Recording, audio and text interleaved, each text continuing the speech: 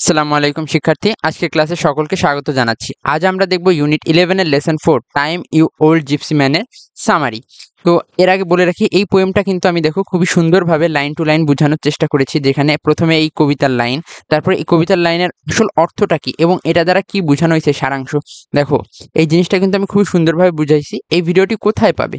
প্রথমে আমার চ্যানেলে যাবে, গেলে ভিডিও সেকশনে একটু নিচের দিকে যখনই স্ক্রল করবে তখন নিচে আসতে আসতে দেখো এইখানে এই যে time you old gypsy man, এই যে এই ভিডিওটা দেখলেই তোমরা একদম ক্লিয়ার ওইখানে যতগুলো অ্যাক্টিভিটিস আছে আমি এই ভিডিওতে প্রত্যেকটা অ্যাক্টিভিটিস ধরে ধরে সলভ করেছি। তার পাশাপাশি তোমরা আমার চ্যানেলের ভিডিও সেকশনে গেলে দেখো অনেকগুলো সম্পাদ্য, তারপরে অন্যান্য কবিতার সামারিগুলো দেখতে পাবে।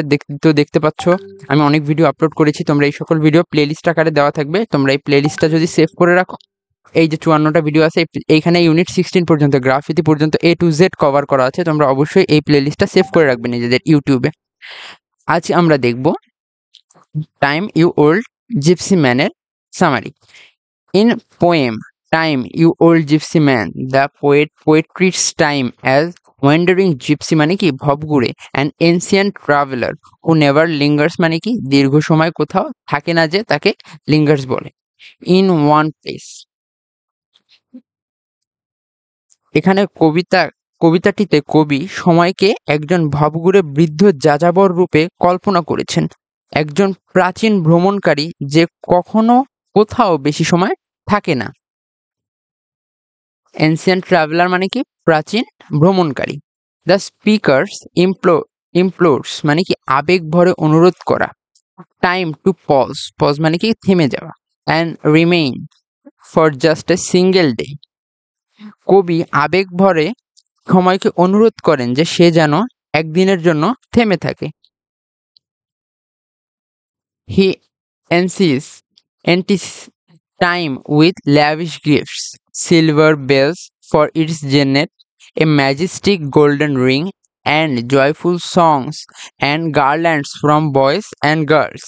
তিনি সময়কে আকর্ষণ করার চেষ্টা করেন আকর্ষণীয় উপহার দিয়ে। তিনি তার ছোট্ট ঘোড়ার জন্য রূপার ঘণ্টা, জাঁকজমকপূর্ণ সোনার আংটি এবং ছেলেমেয়েদের গান ও ফুলের মালা উৎসর্গ করতে চান, তাও যেন সময় একটু সময় থেমে থাকে। Yet time is unwilling, we forever racing forward. The poet says that last week time was in Babylon, last night in Rome, and now it departs again without delay. তবুও সময় অবিচল, সবসময় সামনের দিকে ছুটে চলে। কবি বলেন, গত সপ্তাহে সময় ছিল ব্যাবিলনে, গত রাতে ছিল রোমে, আর এখন দেরি না করেই চলে যাচ্ছে আবার।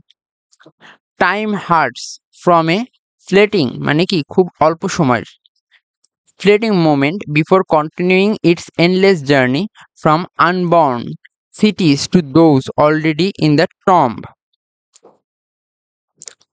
সময় শুধু খুব অল্প সময়ের জন্যই থামে, এরপর আবার শুরু হয় তার অনন্ত যাত্রা। অজন্ম নগরী থেকে শুরু করে কবরস্থান নগর পর্যন্ত, মানে যে শহর এখনো জন্মগ্রহণ করেনি সেই শহর থেকে শুরু করে সময়ের যাত্রা হয় কোন দিকে?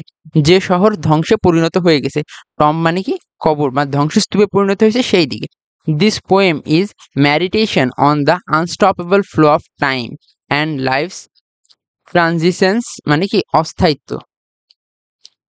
এই কবিতাটি সময়ের অপ্রতিরোধ্য প্রবাহ এবং জীবনের ক্ষণস্থায়ী নিয়ে গভীর এক চিন্তায় ফেলে দেয়। No matter how grand the offer, time refuses to stay, reminding us its relentless nature. আমাদের কি মনে করে দেয় নির্দয় স্বভাব। আমরা যতই দামি উপহার বা সামগ্রী গিফট করি না কেন, মৃত্যু আমাদের একদিন কাছে আসবেই। মৃত্যুর স্বাদ সকল প্রাণীকে গ্রহণ করতে হবে, এটা হচ্ছে চিরস্মরণীয় সত্য।